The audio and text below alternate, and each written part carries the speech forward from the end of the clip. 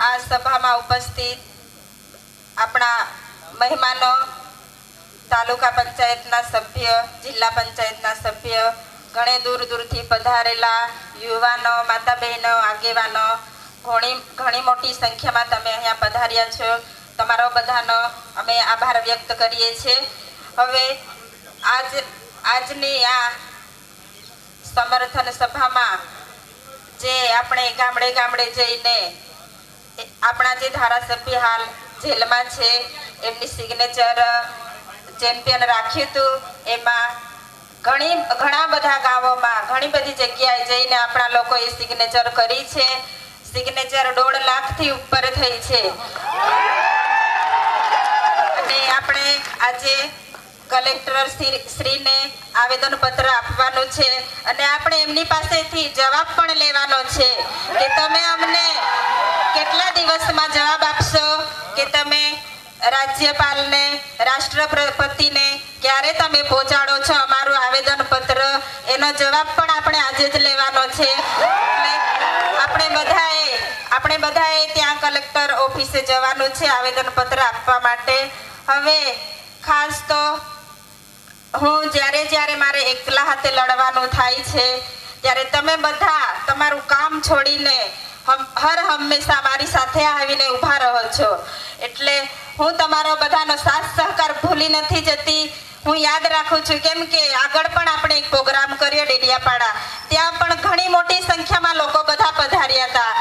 ઘણી દૂર દૂરથી લોકો આવ્યા, સમર્થન આપ્યું કે તમે એકલા નથી, અમે બધા તમારી સાથે છો એવું તમે મને કહ્યું. એટલે આજે હું તમારી સામે એકલી નથી, તમે બધા મારી સાથે છો.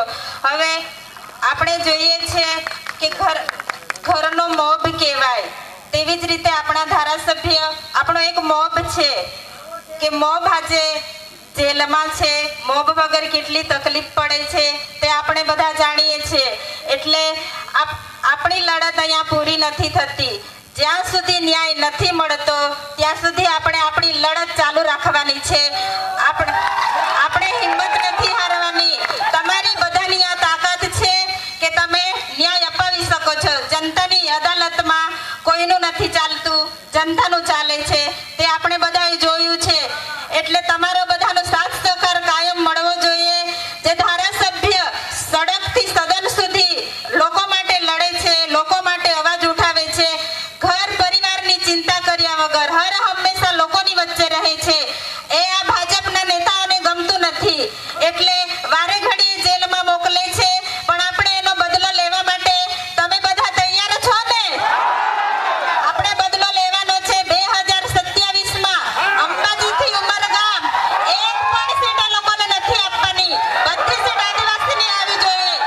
એટલે આપણે બધાએ અત્યારથી તૈયારીમાં લાગી જવાનું છે કે આપણે જેવી રીતે હાલ નર્મદા જિલ્લામાં સુપડા સાફ કર્યા છે, એવી જ રીતે અંબાજીથી ઉમરગામ 2027માં આપણે એમના પણ સુપડા સાફ કરીને એમને ઘરે બેસાડી દેવાના છે.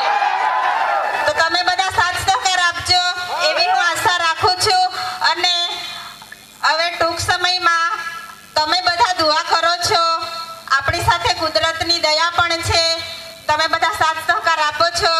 એટલે હું તમારી પાસેથી પણ આશા રાખું છું કે જ્યાં સુધી ન્યાય નથી મળતો ત્યાં સુધી તમે બધા મારા પરિવાર સાથે ઊભા રહીશો એવી હું આશા રાખું છું. અને જ્યાં પણ જરૂર પડે છે, જ્યારે પણ હું આમંત્રણ કરું છું ત્યારે પણ તમે ઘરની ચિંતા કર્યા વગર પોતાનું ખેતીવાડીનું કામ છોડીને આવો છો, એ મારા માટે મને ખૂબ હિંમત આપે છે. એટલે આવી જ રીતે સાથ સહકાર આપો એવી હું આશા રાખું છું.